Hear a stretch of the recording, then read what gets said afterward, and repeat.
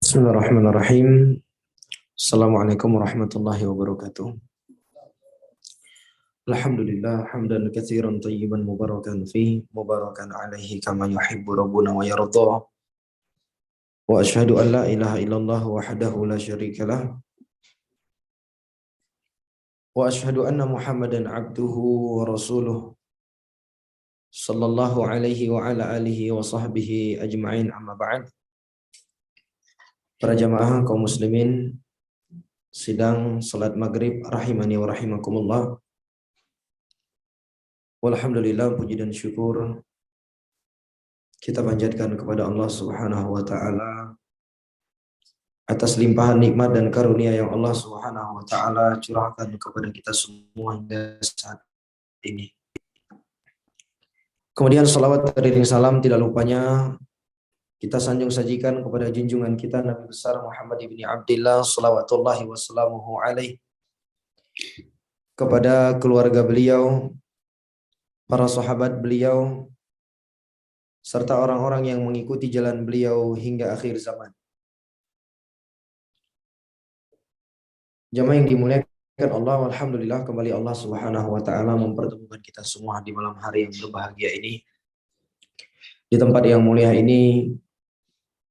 Mudah-mudahan pertemuan kita ini adalah pertemuan yang diberkahi oleh Allah, pertemuan yang membawa kebaikan untuk dunia dan akhirat kita, amin ya rabbal alamin. Jamaah yang dimuliakan Allah, kita masih berada di pembahasan yang sama seperti sebelum-sebelumnya, membaca sebuah kitab yang berjudul Al-Minahul Aliyah fi Bayani Sunanil Yaumiyah. Kitab yang berisikan penjelasan sunnah-sunnah harian yang biasa dilakukan oleh baginda Nabi kita Muhammad sallallahu alaihi wasallam. Kalau ada yang bertanya apa pentingnya kita mempelajari sunnah-sunnah ini, maka jawaban yang paling utama adalah Allah Azza wa Jalla memerintahkan kita untuk meneladani Rasulullah. Allah Subhanahu wa taala mengatakan, laqad kana lakum fi Rasulillahi uswatun hasanah. Sungguh telah ada pada diri Rasulullah sallallahu alaihi wasallam suri tauladan yang terbaik untuk kalian semua. Tentunya kita di dalam kehidupan ini kita butuh orang-orang yang kita jadikan sebagai panutan. Dan tentunya panutan yang terbaik di dalam hidup ini adalah Rasulullah sallallahu alaihi wasallam. Karena beliaulah manusia terbaik yang pernah Allah Azza wa Jalla ciptakan di atas muka bumi sepanjang sejarah kehidupan manusia. Manusia yang Allah Subhanahu wa taala sendiri berfirman, "Wa innaka la'ala khuluqin azim." Sungguh engkau wahai Nabi Muhammad itu benar-benar berada di atas akhlak yang sangat mulia. Ya. Dan Ibunda Aisyah radhiyallahu taala anha ketika beliau ditanya tentang akhlaknya Nabi, beliau menjawab, kana khuluquhul Quran. Akhlaknya Rasul sallallahu alaihi wasallam adalah Al-Quran. Artinya praktek nyata dari kandungan-kandungan yang ada di dalam Al-Quran itu terlihat dari keseharian hidupnya Rasulullah sallallahu alaihi wasallam. Ini yang pertama. Alasan yang kedua kenapa kita perlu untuk mempelajari sunnah-sunnah harian ini.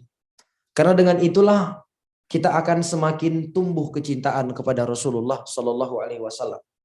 Semakin kita mengenal beliau, bagaimana sosok beliau, bagaimana keseharian beliau, tentunya akan semakin tumbuh cinta kita kepada Nabi alaihi salatu wassalam. Karena sebagaimana yang dikatakan oleh pepatah, tak kenal maka tak sayang. Bagaimana mungkin kita akan sayang dan cinta kepada Nabi kalau keseharian Rasul alaihi salatu wassalam kita tidak tahu. Alasan lainnya adalah bukti nyata cintanya kita kepada Nabi. Karena sebagaimana yang sering kita ulang-ulang, yang namanya cinta itu bukan hanya sekedar pengakuan. Namun cinta itu lebih ke arah pembuktian. Lebih ke arah pembuktian. Karena kalau hanya sekedar pengakuan, semua orang bisa mengaku cinta. Tapi kalau untuk membuktikan, hanya orang-orang yang jujur cintanya lah yang mampu membuktikannya. Oleh karena itu kata seorang penyair Arab, kullun yad'i waslan bilaila wal laila la tuqiru lahum bidzaka. Semua orang mampu mengakui. Semua orang bisa mengakui memiliki hubungan yang spesial dengan si Laila. Hanya ungkapan saja ini. Namun si Laila tidak menganggap hubungan sedikit pun dengan mereka. Semua orang bisa mengaku. Semua orang mengaku cintanya si Laila, kekasihnya si Laila. Namun yang jadi inti permasalahannya, kita ini diakui si Laila apa tidak? Semua orang bisa mengaku cinta kepada Nabi alaihi salatu wassalam. Namun yang jadi masalahnya, cinta kita itu diakui apa tidak? Kan demikian jemaah. Makanya kata Imam Ibnu Qayyim, laisa sya'nu an tuhib, innama sya'nu an tuhab. Bukanlah inti dari permasalahan itu kamu cinta atau tidak. Namun yang menjadi intinya adalah kamu itu dicintai ataukah tidak. Dan tanda jujurnya cinta seorang hamba kepada Nabi adalah dengan dia semangat menjalankan sunnah Nabi alaihi salatu wassalam. Seorang penyair Arab mengatakan, "Lau kana hubbuka shadiqan la ata'tahu, innal muhibba liman yuhibbu muti'u." Andai cinta kamu adalah cinta yang jujur, maka pasti kamu akan taat kepadanya. Karena setiap orang yang mencinta akan tunduk dan patuh kepada siapa yang dia cintai. Baik, jemaah yang dimuliakan Allah, kita telah sampai di pembahasan yang terakhir di mana? Pembahasan tentang sujud ya. Zikir-zikir yang dibaca di dalam sujud sudah kita lewati ya. Sudah ya? Sudah ya? Baik, berarti sekarang kita akan masuk ke pembahasan berikutnya, yaitu duduk di antara dua sujud ya. Taib, kata beliau, minas sunani fil jalsati bainas sajadatain. Di antara sunnah dalam duduk di antara dua sujud. Jadi setelah kita sujud, itu kan ada kita duduk di antara dua sujud. Nah, ketika kita duduk di antara dua sujud, apa-apa saja yang dianjurkan untuk kita? Kata beliau, minas sunnati an yafrishal musalliyu rijlahul yusra wa yajlisa 'alaiha wa yansibal yumna. Sunnah yang pertama ketika kita duduk di antara dua sujud adalah orang yang sholat itu dianjurkan untuk menghamparkan kaki kirinya, lalu dia duduk di atas kaki kirinya, dan dia menegakkan kaki kanannya. Atau dengan bahasa lain, kita dianjurkan duduknya duduk iftirash. Itu sunnah Nabi alaihi salatu wasallam ketika duduk di antara dua sujud, kita disunahkan duduk iftirash, di mana kita duduk di atas kaki kiri kita. Dalilnya kata beliau adalah di hadis Abi Humaid As-Sa'idi. Dalilnya adalah hadis yang datang dari Abu Humaid As-Sa'idi radhiyallahu taala anhu. Secara marfu, di mana di situ disebutkan fa idza jalasa fi rak'ataini jalasa 'ala rijlihi al-yusra wa nasaba al-yumna. Apabila Nabi alaihi salatu wasallam itu duduk pada dua rakaat, di antara dua rakaat, maka beliau duduk di antara kaki kirinya dan menegakkan kaki kanannya. Baik, jamaah yang dimuliakan Allah, bagi yang punya anak, tolong anaknya apa istilahnya? Diamankan. Di antara sunnah Nabi alaihi salatu wasallam yang mungkin banyak kita lalaikan, Rasul sallallahu alaihi wasallam mengatakan, "Idza atajunul lail fakufu sibyanakum fa inna syayatina tantashiru hina idzin hatta dhahaba fahmatul isya." Kata Nabi, apabila telah datang waktu malam, artinya masuk waktu maghrib, maka tahanlah anak-anak kalian, jangan dibiarkan anak-anak itu keluyuran di luar. Kenapa? Karena waktu itu adalah waktu di mana banyaknya syaitan berkeliaran, kata Nabi, sampai berlalunya waktu sholat isya. Jadi bisa kita simpulkan antara maghrib dan isya itu adalah waktu di mana syaitan itu banyak berkeliaran. Dan sangat disayangkan ketika kita sebagai orang tua, apalagi yang sudah mengaji, kita biarkan anak kita itu berkeliaran di luaran sana sementara bapaknya, Masya Allah, pengajian. Itu tentunya tidak adil ya. Yang adil itu kita bawa anak kita tempatkan di samping kita, ya, Masya Allah, ikut sama-sama mendengarkan pengajian. Ya adik-adik ya. Baik. Karena Nabi SAW mengatakan antara maghrib isya itu adalah waktu banyaknya syaitan berkeliaran. Dan kita khawatir anak-anak kita terkena gangguan syaitan. Jadi Rasul alaihi salatu wasallam memerintahkan kalau sudah masuk waktu maghrib, jangan dikasih anak-anak keluyuran. Nanti kalaupun harus main-main malam setelah isya. Bahkan bukan hanya anak-anak yang disuruh oleh Nabi untuk ditahan di rumah. Siapa itu jemaah? Hewan-hewan peliharaan juga dilarang oleh Nabi alaihi salatu wasallam untuk dibiarkan di luar. Dan kalau kita melihat subhanallah di masa para sahabat itu, jamaah yang dimuliakan Allah, para sahabat itu enggak semuanya mereka itu orang-orang yang sudah berusia ketika membersamai Nabi. Banyak di antara mereka yang anak-anak kecil. Sebut saja seorang Nu'man ibnu Bashir. Pernah dengar nama Nu'man ibnu Bashir? Pernah ya? Tidak asing di telinga kita karena beliau juga termasuk sahabat yang banyak riwayat hadisnya dari Nabi. Nu'man ibnu Bashir ini jamaah. Di antara keistimewaan beliau itu, beliau adalah sahabat yang pertama lahir di dalam Islam setelah hijrahnya Nabi alaihi salatu wassalam. Beliau ini punya keistimewaan yang sama dengan Abdullah ibni Zubair ibni Al-Awwam. Sama-sama bayi yang baru lahir, cuma beda berapa bulan mereka, 2 atau 3 bulan.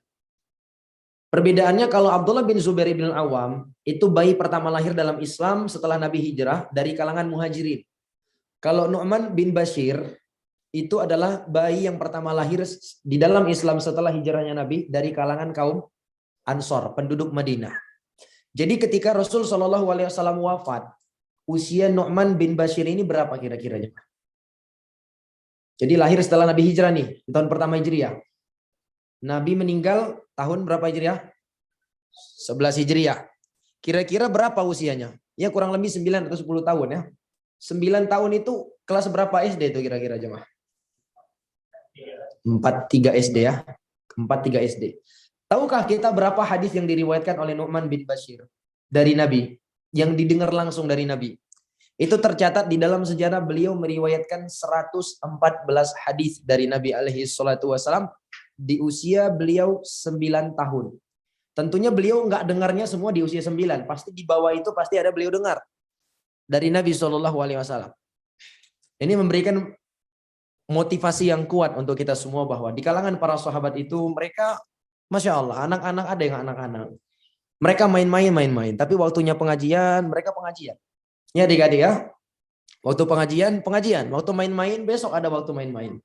Apalagi pengajiannya kita juga jarang-jarang. Bisa dipahami ya? Masya Allah itu. Subhanallah. Kalau kita melihat para sahabat itu luar biasa.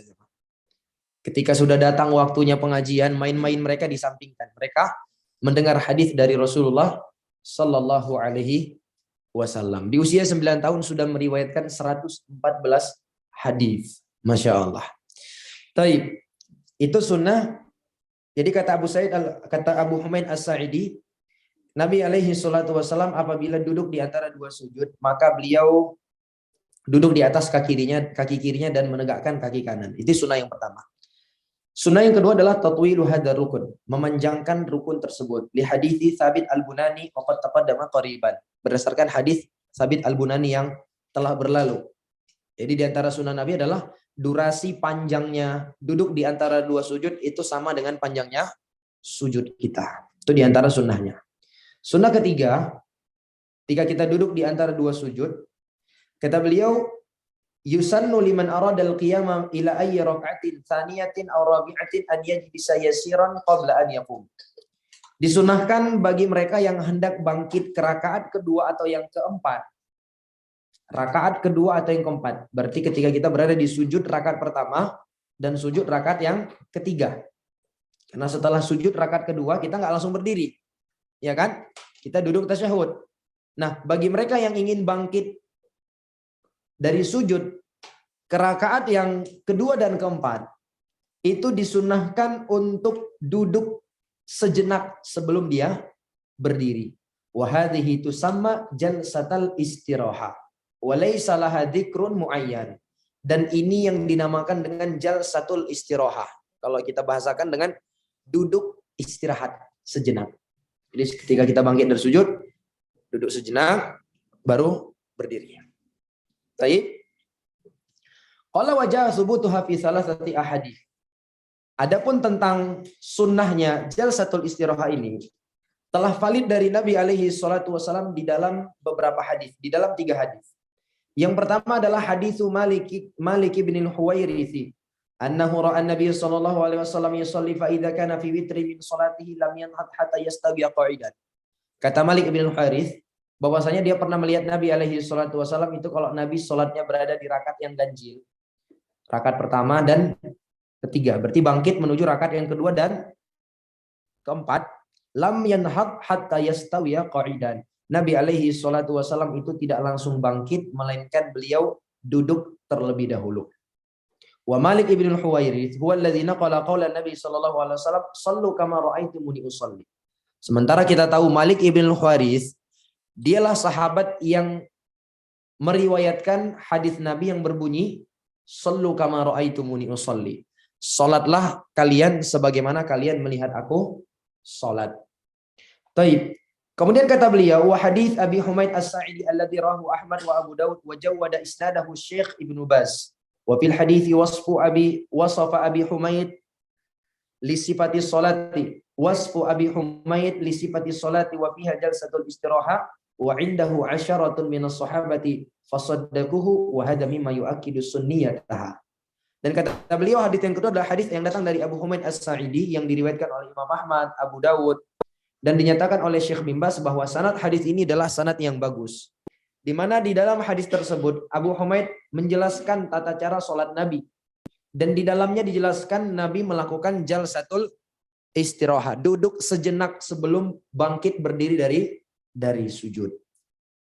Dan bersama beliau ada kurang lebih 10 orang sahabat yang membenarkan hal tersebut. Sehingga kata beliau ini semakin menguatkan kesunahan hal tersebut. Qala wa fi syarhil kabir wa huwa haditsun sahihun fayata'ayyalu al-amal bih. Dan di dalam Syarhul Kabir dijelaskan bahwa itu merupakan hadis yang sahih sehingga wajib atau hendaklah diamalkan. Taib. Qala qauluhu fa idza kana fi witrin min salatihi ay kana fi raqatil ula aw tsalitsah. Adapun maksud kalimat berada di rakaat yang ganjil maksudnya di rakaat pertama dan rakaat yang ketiga. Lam yanhal tidak langsung bangkit maksudnya tidak langsung bangkit menuju rakaat kedua ataupun yang keempat hatta yastawiya qa'idan sampai beliau duduk sejenak. Kemudian kata beliau waqtulifa fi sunniyati jalsatil istirahah, dan para ulama berselisih memang terkait hukum duduk istirahat ini. Baik, para ulama memang ada perselisihan di tengah para ulama kita. Wasshawab annaha sunnatun mutlaqah. Dan yang benarnya dia adalah sunnah secara mutlak. Baik, berdasarkan hadis Malik bin Huwairits, hadis Abu Humaid yang telah berlalu. Wa mimman rajjaha sunniyataha mutlaqah An-Nawawi wa Syaukani wa Ibnu Baz wal Albani wal lajnah ad-da'imatu lil buhuthi al-ilmiyah wal ifta. Dan di antara para ulama kita yang menguatkan pendapat itu dianjurkan secara mutlak, kata beliau adalah Al-Imam An-Nawawi, Al-Imam Syaukani, Syekh bin Baz, Al-Imam Al-Albani, dan juga ini fatwa resmi yang diakui oleh Lajnah Ad-Daimah, Dewan Fatwa resmi Arab Saudi. Walaupun di sana para ulama kita yang mengatakan dia itu, ini secara umum para ulama terbagi 3 pendapat dalam jalsatul istirahah ini. Ada yang berpendapat dia itu disunahkan secara mutlak, dan ini pendapat yang dipilih oleh Al-Imam Syafi'i, juga dalam sebuah riwayat disebutkan dari Imam Ahmad. Berdasarkan 2 hadis tadi. Sebagian para ulama kita mengatakan tidak disunahkan. Kenapa? Alasan yang pertama, andai dia adalah gerakan yang memang disunahkan di dalam sholat, tentu ada dzikir khusus. Sementara kita tahu jalsatul istirahah itu nggak ada dzikir khususnya. Jadi andai memang dia gerakan yang memang disengaja dimaksudkan niat ta'abbud dalam rangka ibadah, tentu dia punya dzikir khusus sebagaimana gerakan-gerakan yang lainnya. Ya enggak? Semua gerakan-gerakan yang ada di dalam sholat itu punya dzikir khusus. Sementara jalsatul istirahah, kalau seandainya dia sunnah, tentu ada dzikir khususnya. Ini kata mereka. Alasan lainnya kata mereka, praktek Nabi sendiri, itu Nabi alaihi salatu wasallam tidak selalu melakukannya. Dalam riwayat disebutkan Nabi alaihi salatu wasallam hanya melakukan ini ketika Nabi sallallahu alaihi wasallam sudah lanjut usia, sudah mulai terasa lelah bagi Nabi alaihi salatu wasallam, sehingga bangkit dari sujud beliau butuh istirahat sejenak. Ini 2 alasan yang menjelaskan dan menguatkan pendapat yang kedua ini, bahwa dia bukanlah hal yang disunahkan. Pendapat yang ketiga mengatakan dia disunahkan bagi orang yang kondisinya kayak Nabi, sudah tua.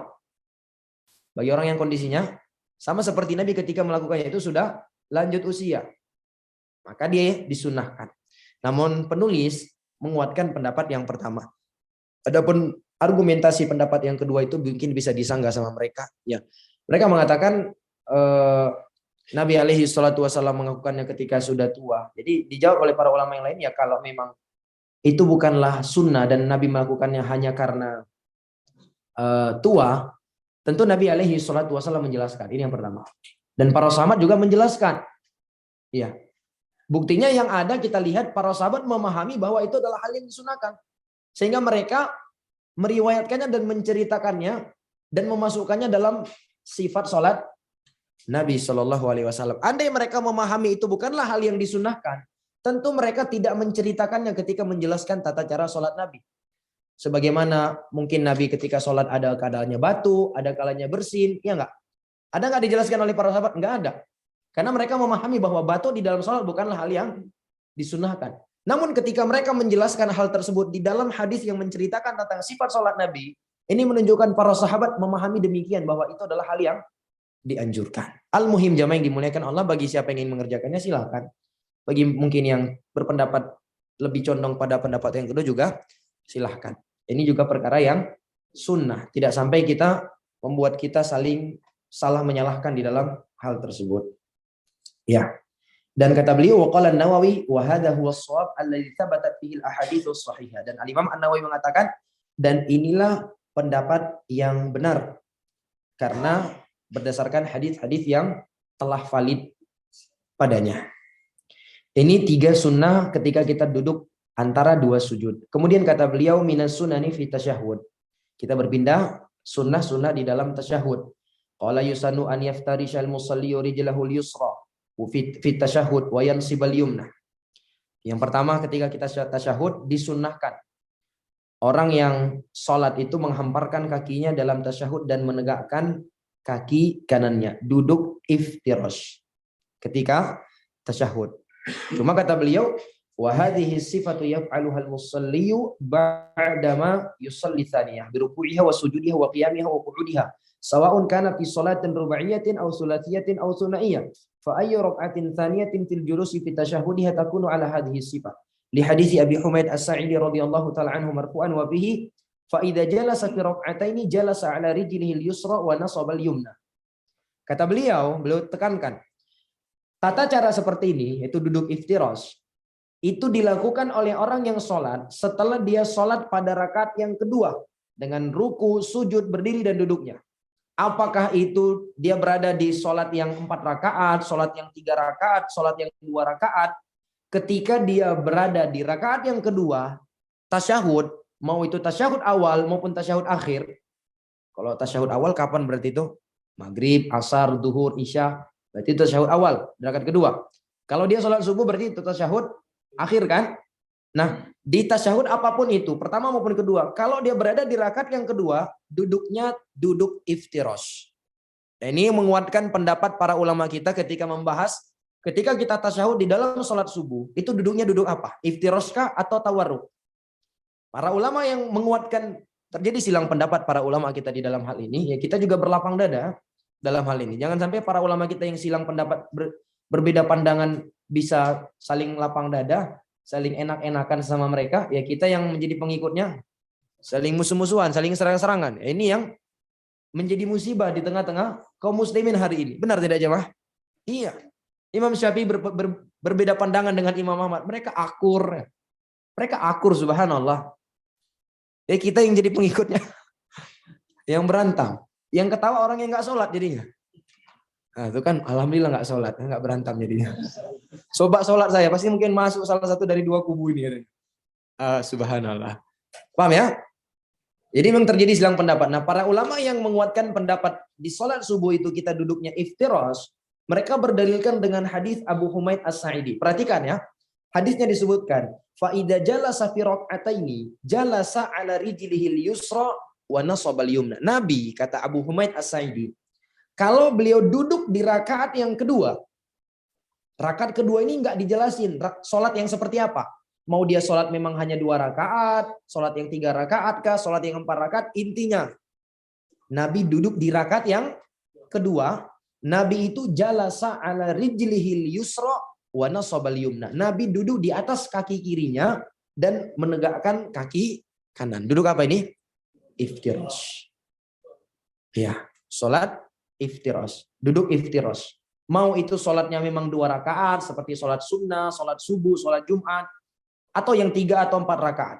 Kalau di rakaat kedua duduknya duduk iftirash.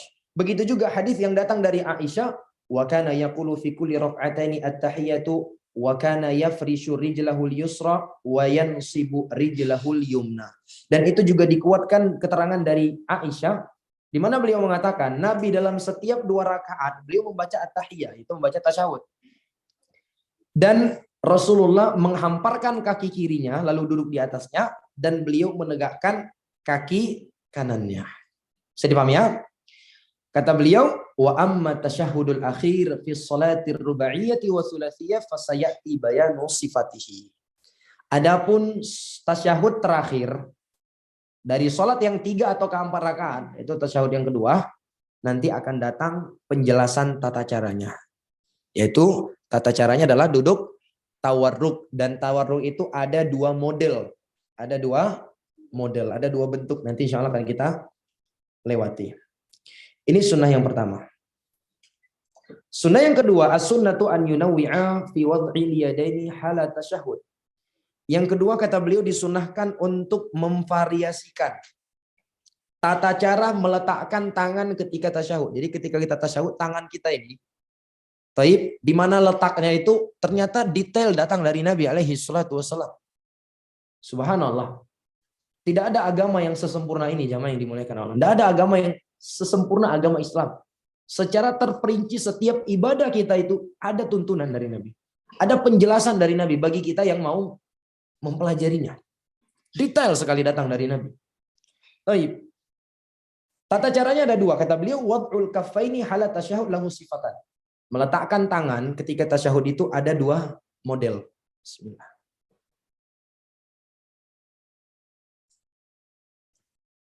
Yang pertama, an yadh'al yadaini 'alal fakhidain. Meletakkan kedua tangan di atas paha.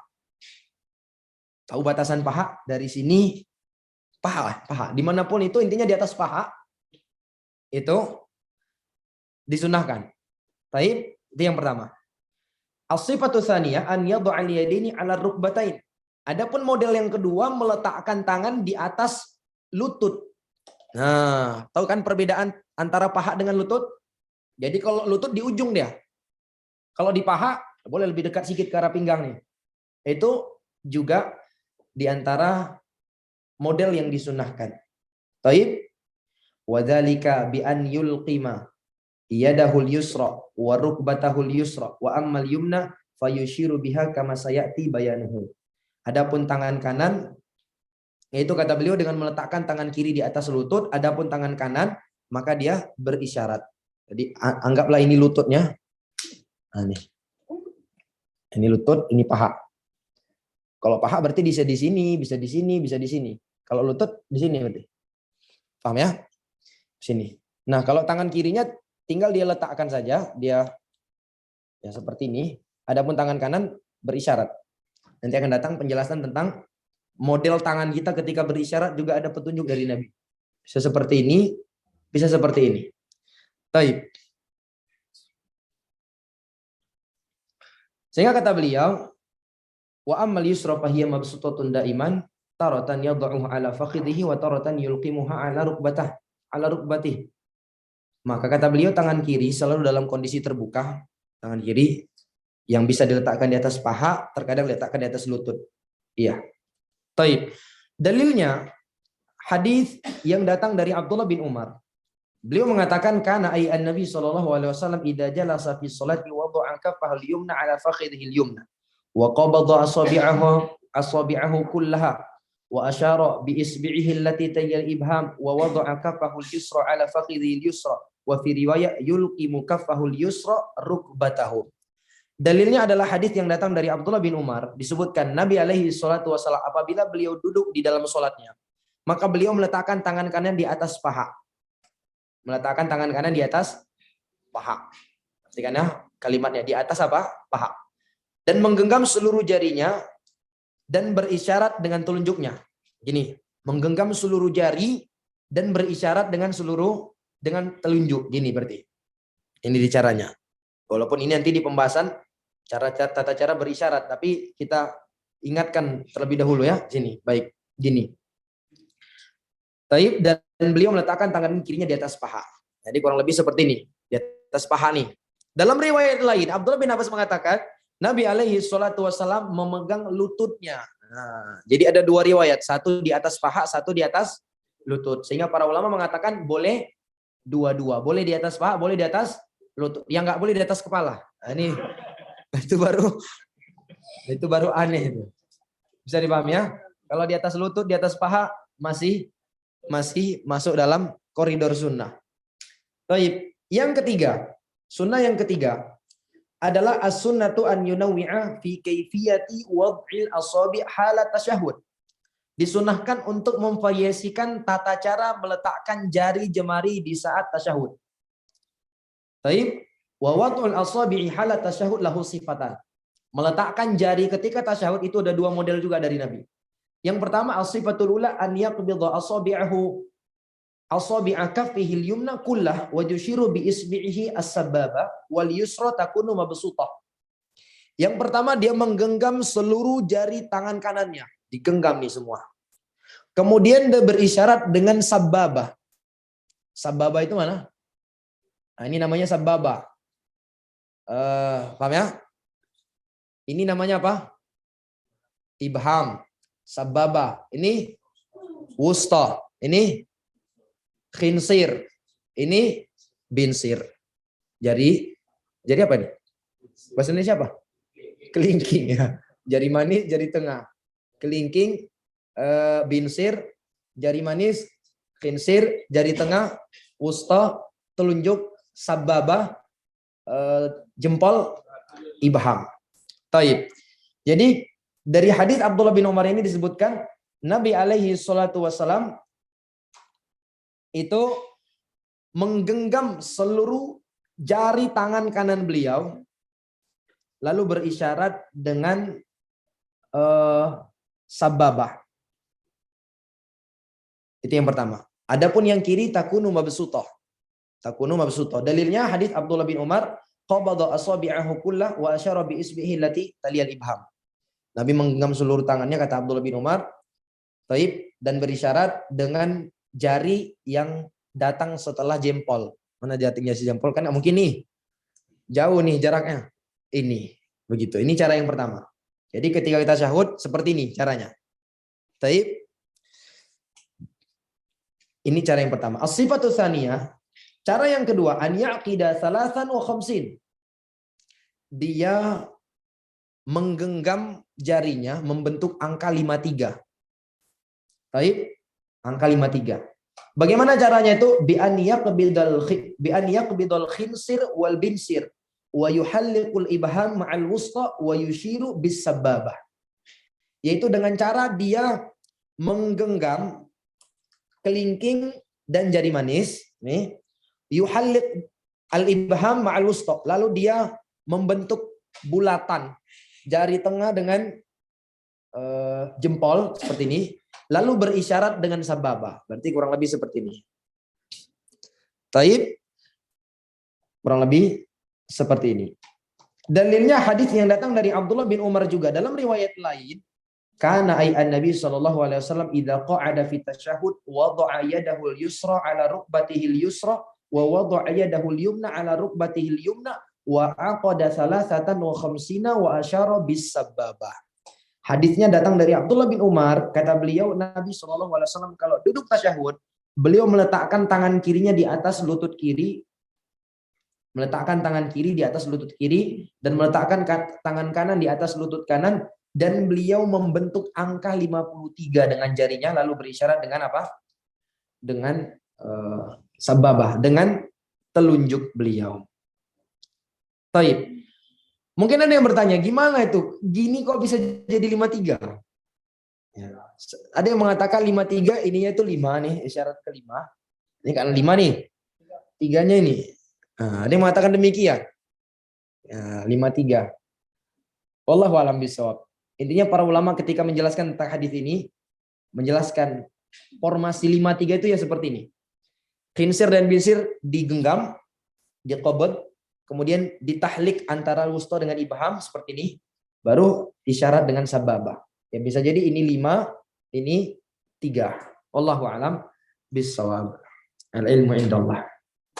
Baik, itu yang ketiga. Baik, nanti kita bahas. Pertanyaan tentang bagaimana menggoyang-goyangkan jari di dalam tasyahud, itu terjadi silang pendapat di tengah para ulama kita. Tapi perbedaan pandangan tersebut didasari hadis, lafaz hadis, di mana disebutkan Nabi SAW wa yuharriku usbu'ah. Disebutkan Nabi mentahrik, menggerakkan jari beliau ketika berisyarat. Sehingga Syekh Albani berpendapat bahwa disunahkan demikian, menggerakkan jari jemari. Tapi gerakan itu seperti ini ya, bukan seperti ini. Wah, ini seperti ini udah gawat ini. Gini, gerakannya seperti ini yang dimaksud oleh para ulama. Bagi mereka yang berpendapat itu disunat. Adapun kalau gini, apalagi sampai gini-gini, ya sebagian malah ada yang mengatakan itu karena di ujung tangan kita ini ada setan katanya, sehingga kita goyang-goyang biar setannya jatuh. Ini nggak ada dasar ini ya. Tidak ada dasar yang mengatakan demikian. Ini di ujung tangan ada setan katanya, sehingga kita goyang-goyang supaya setannya jatuh. Kenapa nggak dipukul aja? Biar setannya kena kan kalau memang demikian. Jadi memang ada pendapat ulama kita demikian. Kalau tidak salah itu Syekh Albani berpendapat demikian. Cuma dijawab oleh para ulama yang lain, diantaranya Al-Imam Al-Baihaqi mengatakan la'alla tahrik wal isyarah. Bisa jadi yang dimaksud dengan tahrik di dalam hadis, lafaz hadis itu adalah isyarat itu sendiri. Jadi kan tadi kan disebutkan Nabi menggenggam seluruh jarinya, wa yushiru bi as-sababa. Baru setelah itu Nabi isyaratkan dengan sababa. Jadi menggerakkan dari tadinya jari kita tergenggam, kemudian kita isyaratkan seperti ini, gerak nggak berarti? Gerak. Jadi Al-Imam Baihaqi dan para ulama yang lainnya memahami gerak yang dimaksud di dalam hadis itu adalah dari digenggam kemudian mengisyarat. Bukan seperti ini kata mereka. Jadi al-muhim itu adalah hal yang memang para ulama kita berbeda pandangan di dalam hal tersebut. Ada yang memahami demikian. Baik. Yang ke udah masuk Isya belum? Kita lanjut sedikit ya. Satu lagi kalau nggak salah ini. Yang keberapa sekarang? Keempat ya. Qala ar-rabi' as-sunnatu an yunawwi al-musalli baina siyagi tasyahud. Yang keempat, disunahkan bagi orang yang sholat untuk memvariasikan bacaan tasyahud. Fayaf'alu hadhihi sighata taratan wa hadhihi taratan. Terkadang dia baca lafaz ini, terkadang dia baca lafaz tersebut yang lain. Jadi lafaz tasyahud itu ada beberapa versi datang dari Nabi, ada beberapa redaksi datang dari Nabi. Sehingga itu tadi pentingnya kita mengetahui hal-hal yang seperti ini. Yang pertama, kita tidak kaku di dalam beribadah ya. Tidak kaku. Jadi selama kita sholat itu bukan hanya satu bacaan tasyahud aja yang kita baca. Jadi terkadang berganti-ganti. Kemudian yang kedua juga pentingnya kita mengetahui hal yang seperti ini. Kita tidak cenderung mudah menyalahkan orang lain. Terkadang kita itu mudah menyalahkan amalan orang lain karena memang kita nggak belajar. Ya subhanallah. Kita pengajiannya sekali sebulan misalnya. Itu pun kadang berhalangan. Iya nggak? Cenderung suka menyalahkan amalan orang lain hanya karena saya nggak tahu ini ada disyariatkan ini. Oh ini buktinya nggak ada dalil. Imam Ahmad aja terkadang nggak berani mengatakan demikian. Padahal Imam Ahmad itu telah hafal alfa-alfi hadis. 1.000.000 hadis beliau hafal. Ada kala Imam Ahmad kalau ditanya Allahu a'lam. Nggak tahu. Yang kita yang nggak hafal hadis arba'in pun belum hafal. Terkadang ada amalan-amalan kita nggak tahu. Mungkin nggak pernah kita lihat. Oh ini kayaknya nggak ada dasarnya nih. Jangan seperti itu jemaah. Sedang itu tadi karena mungkin kita yang kurang wawasan di dalam hal tersebut. Jadi beliau sebutkan di sini ada beberapa redaksi tasyahud yang datang dari Nabi alaihi salatu wassalam. Redaksi yang pertama adalah redaksi yang diriwayatkan oleh Al-Imam Bukhari dan Imam Muslim dari hadis Abdullah bin Mas'ud. Di mana di situ disebutkan lafadznya adalah at-tahiyatu lillah wassalawatu wattayyibatu. Assalamu alayka ayyuhan nabiyyu wa rahmatullahi wa barakatuh. Assalamu alayna wa ala ibadillahi shalihin. Asyhadu an la ilaha illallah wa asyhadu anna Muhammadan abduhu wa rasuluh. Ini yang biasa kita baca. Ya kan? At-tahiyatu lillah, as-salawatu at-tayyibatu. Assalamu alayka ayyuhan nabiyyu wa rahmatullahi wa barakatuh. Assalamu alayna wa ala ibadillahi shalihin. Asyhadu alla ilaha illallah wa asyhadu anna Muhammadan abduhu wa rasuluh. Ini yang pertama. Redaksi yang kedua adalah redaksi yang diriwayatkan oleh Imam Muslim dari Abdullah bin Abbas. Redaksinya gimana? At-tahiyatul mubarakatus sholawatut thayyibatu lillah. Bedanya dengan yang pertama tadi di mana? Bedanya lillahnya diakhirkan. Kemudian di sini ada tambahan al-mubarakat. Jadi lafaz yang kedua ini at-tahiyatul mubarakatus sholawatut thayyibatu lillah. Baru setelah itu sama. Assalamualaikum ayuhan nabiyyu rahmatullahi wabarakatuh. Assalamualaikum wa ala ibadillah sholihin. Asyhadu alla ilaha illallah wa asyhadu anna Muhammadan abduhu wa rasuluh. Sama. Bedanya di awal saja. Kalau yang di awal tadi yang pertama at-tahiyatu lillah wassalawatu wat thayyibatu. Kalau yang kedua ini at-tahiyatul mubarakatu shalawatu thayyibatu lillah. Baru assalamualaikum ayuhan nabi sama. Ini yang kedua. Redaksi yang ketiga adalah at-tahiyatu thayyibatu shalawatu lillah. Bedanya dengan yang kedua di mana ini? Lafaz mubarakatnya hilang. Mubarakatnya hilang. At-tahiyatu thayyibatu sholawatu lillah. Assalamualaikum ayuhan nabi wa rahmatullahi wabarakatuh. Wassalamu alaina wa ala ibadillah sholihin. Asyhadu alla ilaha illallah wa asyhadu anna Muhammadan abduhu wa rasuluh. Ini datang dalam riwayat Imam Muslim dari hadis Abdullah bin Abbas juga. Baik, ini tiga redaksi yang beliau sebutkan. Kata beliau fayusannu an yunawwi'a fayati bihada taratan wa bihada taratan kama hiyal qa'idatu fis sunanir waridati ala siyagin mutanawwiyah. Sehingga disunahkan kata beliau untuk membaca terkadang yang baca yang ini, terkadang dibaca yang satunya lagi. Sebagaimana ini merupakan kaidah ketika ada beberapa sunnah yang datang memiliki tata cara yang lebih dari satu. Kita dianjurkan untuk memvariasikannya sehingga semua redaksi yang datang dari Nabi itu sudah kita lakukan. Udah masuk itu Isya. Kita coba sampai sini dulu ya. Baik, sampai di sini dulu. Ada yang ingin mau disampaikan? Atau ditanyakan? Sebelum saya tutup. Ya, silakan. Tentang istirahat, kalau naik kereta ke 2 atau 4. Misalnya kita berjamaah, imamnya enggak ada untuk istirahat itu. Apa kita ikut imam atau kita ikut sunnah? Wallahu a'lam bishawab. Sunnah Nabi lah. Kita duduk istirahat. Kalau memang kita termasuk yang berpendapat itu disunahkan, tidak masalah duduk istirahat. Walaupun imamnya,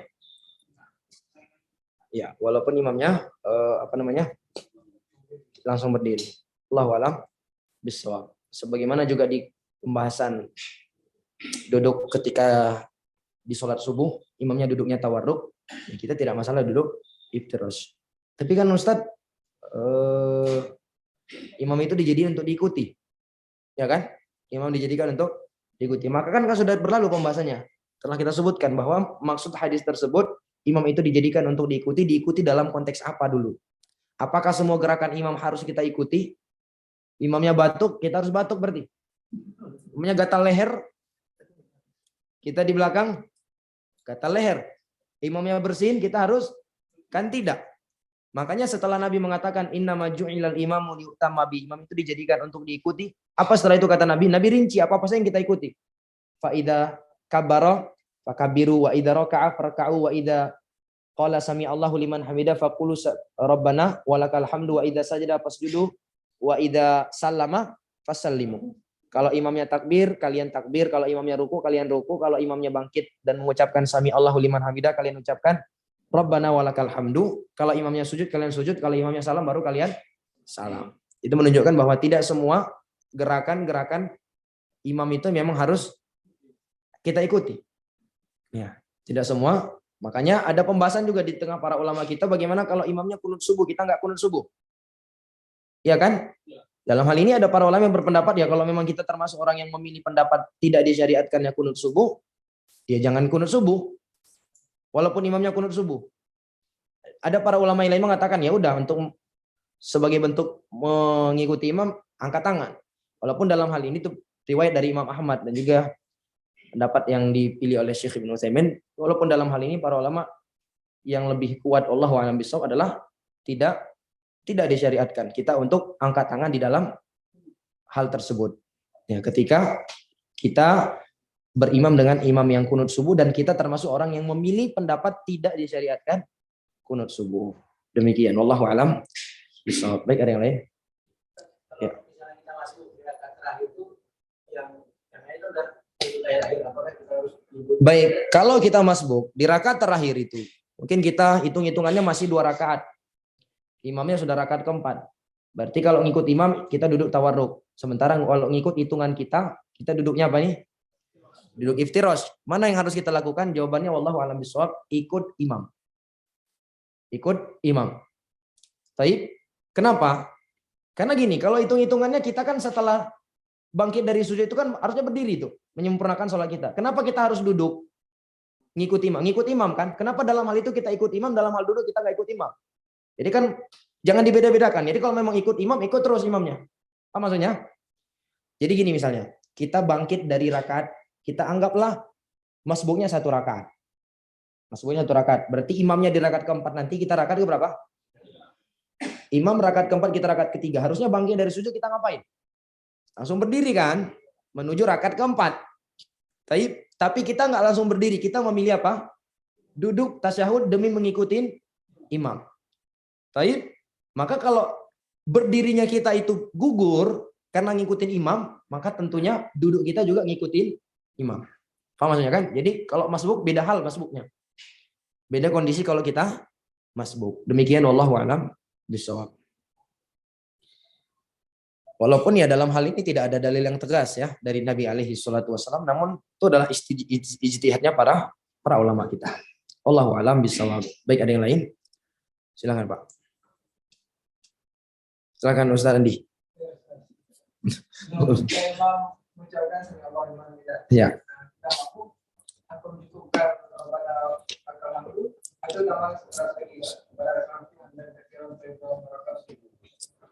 Sudah berlalu guys. Pembahasan bangkit dari ruku nih. Baik. Apakah jawabannya disunahkan? Selama imamnya masih berdiri, baca. Bangkit dari ruku nih, imamnya mengucapkan sami Allahu liman hamidah. Kita sebagai makmum mengucapkan apa? Rabbana walakal hamdu. Apakah kita disyariatkan mengucapkan dzikir-dzikir setelah itu Rabbana walakal hamdu hamdan katsiran thayyiban mubarakan fi misalnya? Jawabannya selama imamnya berdiri, enggak masalah baca. Mungkin imamnya juga baca, ya udah kita baca, memanfaatkan kesempatan yang ada. Tapi kalau sudah imamnya sujud, tentunya kita jangan baca lagi. Kenapa? Karena ngikutin imam secara spontan, cepat, itu adalah hal yang diwajibkan. Makanya konteks hadis tadi namanya idza kabbaro fakabbiru, pakai huruf fa.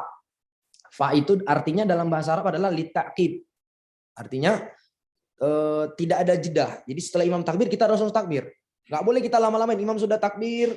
Kadang biasanya di tasyahud terakhir kita lihat sebagian orang nih. Imamnya sudah bangkit tasyahud, udah setengah imamnya baca tasyahud, dia masih aja sujud doa. Itu nggak boleh. Karena ngikutin imam secara cepat itu hukumnya wajib.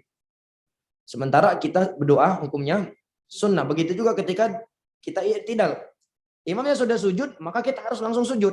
Nggak boleh kita lama-lamain demi membaca zikir hamdan katsiran thayyiban mubarakan fi. Lambat-lambat lagi dia baca, renungi. Ini nggak bisa. Kalau mau lama-lama nanti sholat sendiri. Kita harus ikut imam karena ada ketentuan ketika harus kita ikut imam. Kan pernah kita sebutkan ya, kondisi makmum bersama imam itu ada berapa model? 4 model ya. 4 apa 3? Yang pertama, dia mendahului imam. Imamnya belum takbir, dia udah takbir. Imamnya belum ruku, dia sudah ruku. Ada yang seperti ini? Ada kan? Ada. Ini yang dilarang oleh Nabi. Amma yakhsha ahadukum idza rafa'a ra'sahu qabla al-imam an yuhawwilallahu ra'sahu ra'sah himar. Tidakkah kalian takut ketika kalian mengangkat kepala kalian sebelum imam? Imam belum angkat kepala, dia sudah angkat kepala. Allah akan ubah kepala orang tersebut jadi kepala keledai. Dilarang, haram. Yang kedua adalah bersamaan, berbarengan dengan imam. Musawah, berbarengan dengan imam. Imamnya takbir, langsung takbir. Bangkit sama. Ini juga tidak boleh karena imam itu namanya imam juga di depan. Yang kedua, dia mengikuti imamnya seketika langsung. Ini yang disyariatkan, ini yang sunnah. Kondisi yang keempat adalah dia mengikuti imam tapi lambat-lambat. Ini juga tidak diperbolehkan. Jadi model yang ketiga yang disunahkan. Allahu a'lam bishawab. Silakan Pak Deni. Ya. Di praktek kita tadi terkait dengan bangun ketika istirahat sebentar. Ya. Jadi sunahkan memang. Mungkin ada hal lain yang terkait di prakteknya. Apakah ketika kita mengamalkan sunnah juga itu mendapat pahala dengan melakukan itu karena kecintaan dan ada sahabat yang suka beliau Ya. Rasulullah ya. Kemudian Ibnu Abbas masuk masa saya pernah juga melewati suatu pohon merunduk ya. Kemudian setelah pohon itu ditebang atau dia tetap merunduk dan pernah dia bersyukur melewati. Baik, wallahu a'lam bishawab. Dari penjelasan para ulama yang saya dapatkan berkenaan tentang sunnah jibillah. Sunnah jibiliyah itu tahu ya, sunnah perbuatan, amalan perbuatan yang dilakukan oleh Nabi alaihi salatu wasallam bukan karena dia secara tabiatnya dia adalah ibadah. Namun karena Nabi suka mungkin terkadang, atau memang tak karena tabiat Nabi sebagai manusia Nabi melakukannya, atau terkadang mungkin karena adat kebiasaan di tempat Nabi sehingga Nabi suka pakai demikian, seperti pakaian. Iya, pakai gamis misalnya, pakai jubah, ya kan? Kan itu bukan sunnah dia. Bukan sunnah. Dia masuk dalam sunnah jibiliyah yang Nabi melakukannya karena itu adalah pakaian adat kebiasaan. Taib, apakah ketika kita berusaha untuk melakukan amalan-amalan yang seperti ini mendapatkan pahala? Jawabannya para ulama mengatakan iya, dapat pahala. Karena kita berupaya untuk mencocoki Nabi SAW. Mencocoki Nabi alaihi salatu wasallam. Nabi makannya demikian, maka kita berupaya demikian. Misalnya demikian. Nabi suka makanan ini, misalnya labu. Nabi suka, ya udah kita makan. Niatkan untuk apa? Mencontoh Nabi alaihi salatu wasallam. Maka dalam hal ini kita dapat pahala. Kenapa bisa dapat pahala? Karena tidaklah kita berupaya untuk mencontoh beliau, melainkan karena kecintaan yang ada di dalam hati kita. Sementara cinta kepada Nabi adalah ibadah. Ini dia makanya dapat pahala. Cuman para ulama mengatakan kaidahnya al-mutaba'atu fin niyat ablagh minal mutaba'ah fil amali dhahir. Kata para ulama, meneladani Nabi dalam hal niat beliau itu lebih wajib dibandingkan meneladani beliau dalam hal amalan zahir. Maksudnya gimana? Maksudnya amalan zahir Nabi pakai gamis. Niat Nabi mencocoki pakaian kaum beliau. Baik, sehingga kalau kita berada di suatu tempat yang pakaian kaum kita tidak seperti di sana, dan kita pakai apa? Sarung. Berarti kan amalan Nabi tadi, kalau dari kita meninjau dari niat beliau mencocoki amalan pakaian kaumnya itu, berarti kita pakai apa? Sarung. Sementara dari amalan zahirnya Nabi pakai apa? Jubah, pakai gamis misalnya. Mana yang lebih wajib kita untuk dianjurkan mengikutinya? Itu tadi kaidahnya. Al-mutaba'atu fin niyat ablaq minal mutaba'ah fil amalil zahir. Meneladani beliau di dalam permasalahan niat beliau itu lebih wajib dibandingkan meneladani Nabi alaihi salatu wasallam dalam hal apa? Amalan zahir. Sehingga kalau kita berada di lingkungan yang ya pakaian kebiasaan mereka ya, seperti kita di Indonesia biasanya pakai apa? Pakai sarung, pakai koko misalnya. Maka yang seperti itu lebih dianjurkan. Itu lebih dianjurkan. Sehingga jangan salah terkaya ini kalau pakai jubah ini Masya Allah ini orang sunnah. Ini yang gawat seperti ini, memberikan kesimpulan-kesimpulan seperti ini bahaya. Nggak pakai sarung nih, pakai sarung nih, nggak pernah pakai jubah. Itu kayaknya bukan orang sunnah. Kenapa? Nggak pernah kelihatan pakai jubah. Subhanallah.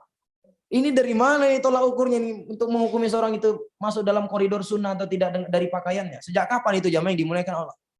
Ya jadi jangan sampai ada yang menghukumi demikian. Itu menghukumi seorang itu kayaknya nggak sunnah. Kenapa? Pakai sarung terus dia. Itu bahaya. Contoh lain yang dijelaskan oleh para ulama untuk kaidah ini adalah ketika Nabi alaihi salatu wasallam itu mengunjungi menziarahi kuburan. Nabi kan mendoakan. Apa kata Nabi? Assalamualaikum ahlad diyar minal mu'minin wal muslimin wa inna insyaallah bikum lalahiqun nas'alullaha lana wa lakumul afiyah. Semoga keselamatan tercurahkan kepada kalian wahai penghuni kubur. Dan kami insyaallah juga akan menyusul kalian. Kami berdoa dan memohon kepada Allah agar Allah mencurahkan keselamatan untuk kami dan untuk kalian. Baik. Di sini Nabi alaihi salatu wasallam berdoa untuk dirinya sendiri. Benar tidak? Nas'alullah lana walakumul afiyah. Kami doakan supaya kami diberikan keselamatan, kalian juga. Tapi apakah maksud Nabi di sini datang ke kuburan itu khusus untuk mendoakan diri beliau? Tidak. Tidak. Nabi datang ke kuburan untuk mendoakan orang yang di kuburan. Adapun mendoakan diri beliau itu sifatnya tabi', hanya pengikut saja. Sehingga jangan sampai ada orang dari hadis ini memahami kita dianjurkan berdoa di sisi kuburan. Kenapa? Karena Nabi berdoa di kuburan. Mana dalilnya? Nas'alullaha lana walakumul afiyah. Enggak boleh. Walaupun kita lihat itu amalan zahir Nabi, tapi niatnya Nabi datang ke situ lalu berdoa untuk diri beliau itu. Apakah khusus untuk diri beliau? Enggak. Tapi untuk apa? Penghuni kubur lalu disambilkan kepada diri beliau. Itu yang dijelaskan oleh para ulama di dalam hal tersebut. Demikian Allahu a'lam bishawab. Ya kalau misalnya ada yang berdalilkan dengan perbuatan Abdullah bin Umar, Abdullah bin Abbas yang dimana mereka tidaklah sholat di mana ketika Nabi SAW safar kemudian singgah di situ tempat Nabi sholat di situ lalu Abdullah bin Umar pun meniatkan secara khusus di situ, maka kata para ulama ini kan hanya perbuatan Abdullah bin Umar yang tidak dipahami oleh mayoritas para sahabat. Jadi andai itu dipahami oleh mayoritas para sahabat adalah hal yang sunnah secara dzatiyah dia, tentu Abu Bakar juga melakukannya. Akan ternukilkan Umar melakukannya. Akan ternukilkan Utsman melakukannya, Ali melakukannya. Demikian. Sementara Nabi ketika sholat di tempat tersebut, Nabi niat beliau tidak ada memaksudkan memang tempat itu. Hanya kebetulan safar, masuk waktu sholat atau Nabi ingin sholat, Nabi sholat di situ. Maka mengikuti Nabi dalam hal niat beliau itu lebih apa? Lebih ablag, lebih wajib dibandingkan mengikuti beliau, meneladani beliau dalam hal amalan zahirnya. Dan insya Allah kaidah ini sangat bermanfaat ya, apalagi kita terapkan di negara kita ini. Banyak hal-hal yang sebagian kita itu keliru memahami dan mengkait-kaitkan dengan adat kebiasaan di tengah-tengah orang Arab. Allahu a'lam bishawab. Baik, saya rasa cukup sampai di sini dulu. Subhanakallahumma rabbana wa bihamdika asyhadu an la ilaha illa anta astaghfiruka wa atubu ilaik. Assalamualaikum warahmatullahi wabarakatuh.